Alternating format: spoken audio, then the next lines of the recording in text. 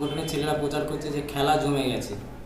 তো আগামী দিনে কি এই খেলায় সংখ্যালঘু, আদিবাসী, দলিত এবং পিছিয়ে পড়া মানুষের অবস্থার পরিবর্তন ঘটবে, বা কি খেলায় জমে গেছে একটু বলবেন? দেখুন, কারা কি খেলার কথা বলছে আমি ঠিক জানি না। साहब, नौशाद साहब, उनके तमाम जिम्मेदारों के साथ हम खड़े रहकर बंगाल में जो काम हो रहा है हम उसमें उनका हिस्सा लेंगे, उनका उसमें साथ देंगे।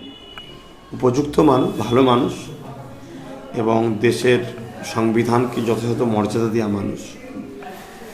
তিনি বলেছেন যে বাংলায় যে রাজনীতিতে আমি আসছি, जो फैसला लेंगे हम उनके उस फैसले के साथ ठहरेंगे। आप लोग एक साथ लड़ाई करेंगे तो 2021 में अभी मैं क्या बोल रहा हूँ अब्बास सिद्दीकी साहब पे अब वो फैसला क्या लेंगे वो आपको बताएंगे। রাজ্য রাজনীতিতে আলোড়ন সৃষ্টি হয়েছে, সাত সকালে ভাইজান চমকে দিয়েছে বাংলাকে। এটা কি পূর্ব পরিকল্পিত, না হঠাৎ করে চমকে দিলেন বাংলাকে? অ্যাকচুয়ালি বিভিন্ন সূত্রে ওনারা ফুরফুরা শরীফে আসার ওনার একটা ইচ্ছা ছিল। কারণ ফুরফুরা শরীফ প্রতিটা মানুষের ভালোবাসার একটা পীঠস্থান। তো উনি একটা আসতে চেয়েছিলেন। প্রায় সময় জানা গেছিল কখনো যদি আমি আসি ফুরফুরা শরীফ জিয়ারতে যাব। হঠাৎ করে আমার ছোট ভাইয়ের কাছে ওনাদের পক্ষ থেকে খবর আসলো যে ফুরফুরা শরীফ একটু জিয়ারতে যাচ্ছে, সাথে সাথে আমার সঙ্গে একটু ভাইজানের সঙ্গে একটু দেখা করবে, সেই হিসাবে আসা। देखिए, मैंने जिस सफ़र का आगाज़ किया है उसकी शुरुआत बहुत ज़रूरी है कि मैं फुरफुरे शरीफ की इस तारीख़ी जो एक रूहानी सरज़मीन भी है, एक इल्मी सरज़मीन भी है, यहाँ से हम अपने सियासी सफ़र का आगाज़ कर रहे हैं। और मैं यहाँ पर आया हूँ पीर सूफ़ी अबू बकर सिद्दीक़ रहमतुल्लाह अलैह के आस्थाने पर आया हूँ। और ये बात सारी दुनिया जानती है कि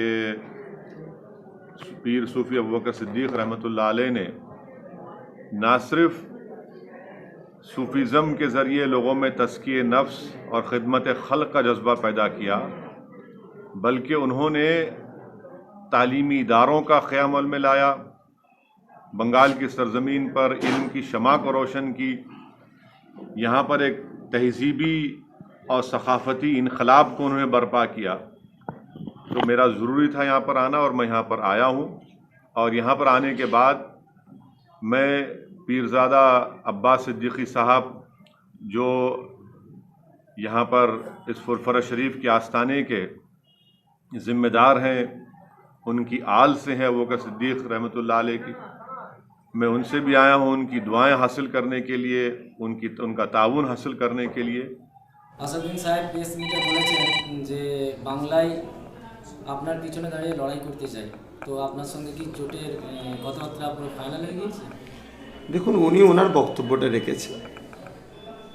উনি অত্যন্ত আগে থেকেও সবাই মানুষ জানে উনি একজন উপযুক্ত মানুষ, ভালো মানুষ এবং দেশের সংবিধানকে যথাযথ মর্যাদা দেওয়া মানুষ। তিনি বলেছেন যে বাংলায় যে রাজনীতিতে আমি আসছি সেই রাজনীতিতে আমি আমার রায় আপনাকে শোনালাম, আপনি যে ডিসিশন নেবেন আমি সেই ডিসিশন মেনে আপনার সাথে থেকে কাজ করব।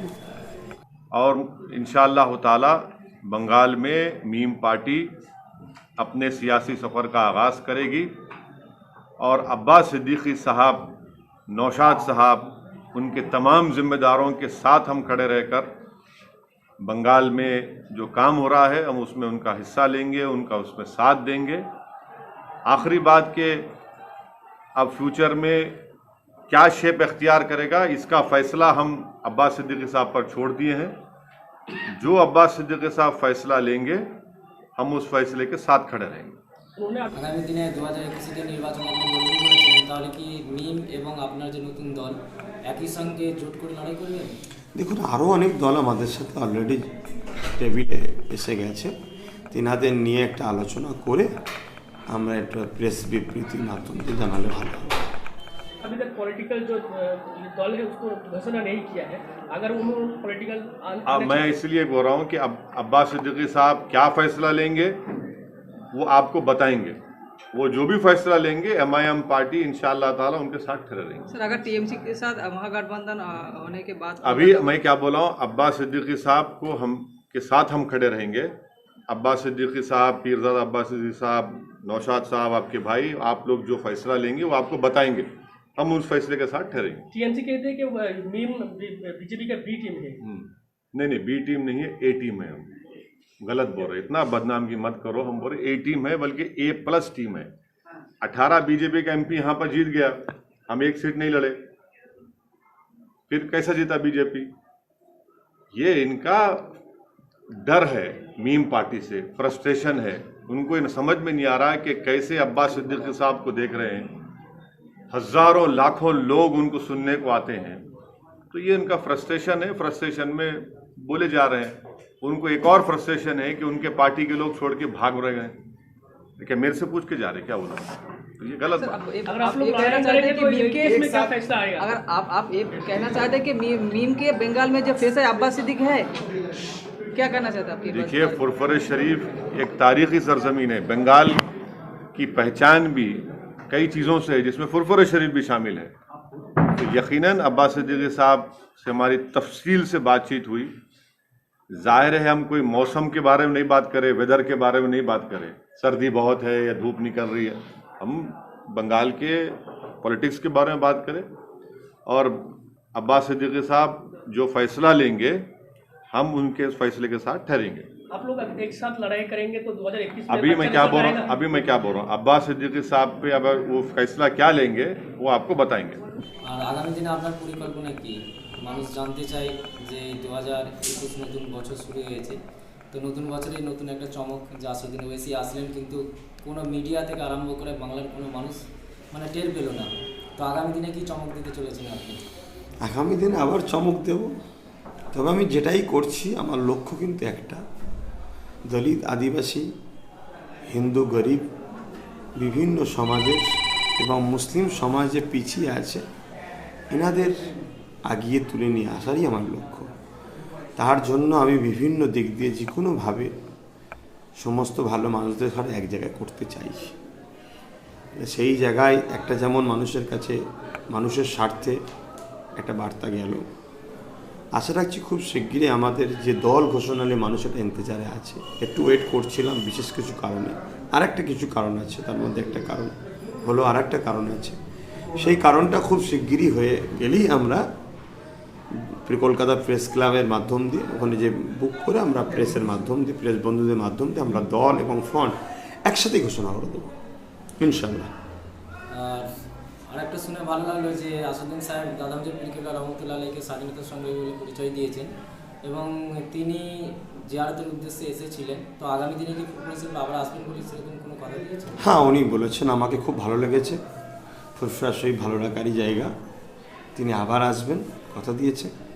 এবং তিনি একজন শিক্ষিত মানুষ, শিক্ষিত মানে ভারতবর্ষের একজন খুবই নামকরা শিক্ষিত মানুষ, তাই তিনি ভারতের ইতিহাস জানে, তাই দাদা হুজুর স্বাধীনতা সংগ্রামী তিনি জানে, তাই তিনি বলেছে। তিনি তো অশিক্ষিত ব্যক্তি নয় যে না জেনে শুনে কারো বিষয়ে কিছু বলে দেবে। অর্থাৎ তিনি যেটা বলেছেন, তেনার জ্ঞান, তেনার চেতনা, তেনার রিসার্চের মাধ্যমে তিনি বলেছেন। আজকে যে আপনার কথাবার্তা হলো বা আলোচনা হলো, সেই বিষয় নিয়ে ফুরফুরা শরীফ আহলে সুন্নাতুল জামাতের কর্মীদের উদ্দেশ্যে আপনি কী বলতে চান? আমি আমার কর্মীদেরকে একটাই কথা বলবো, তোমরা ডিসিপ্লিন ঠিক রাখো, কর্মীরা সজাগ হও, মানুষের দূরে দূরে যাও, মানুষের সুখে দুঃখে যতটা পারো অরাজনৈতিকভাবে যেমন সাথ দিচ্ছিলে তেমন সাথ দিয়ে যাও। রাজনীতির উদ্দেশ্য মানুষকে আরও বেশি দেব বলে, কিন্তু আমরা দেয়া বন্ধ করব না। রাজনীতি হবে, প্ল্যাটফর্ম তৈরি হয়ে গেছে, লড়াইয়ে গণতান্ত্রিকভাবে নামা হবে, মানুষের ভালোবাসা, দোয়া, সহযোগিতায় যদি মহান রব্বুল আলামিনের দয়া হন, কামিয়াব হব, অবশ্যই মানুষকে আরও বেশি কিছু দেব। কিন্তু এখন যেটা আমরা দিয়ে চলেছি প্রতি বছরে, সে কাজ যেভাবে তোমরা করছো সে কাজ করে যাও। একে অপরের কাঁধে কাঁধ মিলিয়ে মুসলিম, দলিত, আদিবাসী প্রত্যেকটা পিছিয়ে পড়া মানুষ তোমরা সবাই বন্ধু, সবাই দেশবাসী, সবাই ভাই ভাই মিলেমিশে থাকো। সোশ্যাল মিডিয়ায় মানে আপনার সংগঠনের ছেলেরা প্রচার করছে যে খেলা জমে গেছে, তো আগামী দিনে কি এই খেলায় সংখ্যালঘু, আদিবাসী, দলিত এবং পিছিয়ে পড়া মানুষের অবস্থার পরিবর্তন ঘটবে, বা কি খেলায় জমে গেছে? দেখুন, কারা কি খেলার কথা বলছে আমি ঠিক জানি না, তবে এখানে মানব সেবা, দেশ সেবা করতে আমি নেমেছি। সেই জায়গায় তেনারা কোন ভাষা নিয়ে নিচ্ছে সেটা একটু ক্লিয়ার না হলে আমি উত্তরটা দিতে পারছি। আর সংখ্যালঘু আদিবাসী দলিত পিছিয়ে পড়া মানুষের এই জোট করার পরে কি অবস্থার পরিবর্তন ঘটবে বলে আপনার মনে হয়? দেখুন, আমাদের একটা ইতিহাস আছে এবং আমার সঙ্গে আজকে যে মহান ব্যক্তিটা এসেছিলেন ব্যারিস্টার আসাদুদ্দিন সাহেব, তিনারও যতটুকু আমি দেখেছি ওনার হায়দ্রাবাদেতে মানুষের পাশে দাঁড়িয়েছে।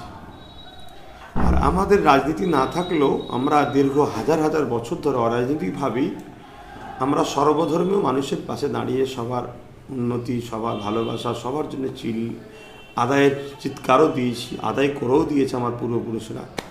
মানে সেই জায়গায় আমরা যদি একটা ক্ষমতায় মানুষের দোয়াতে আশীর্বাদ আল্লাহর দয়াতে আসতে পারি, আশা রাখা যাচ্ছে যে কোনো ধর্মেরই হোক পিছিয়ে পড়া মানুষের কল্যাণের একটা রাস্তা হবে ইনশাআল্লাহ।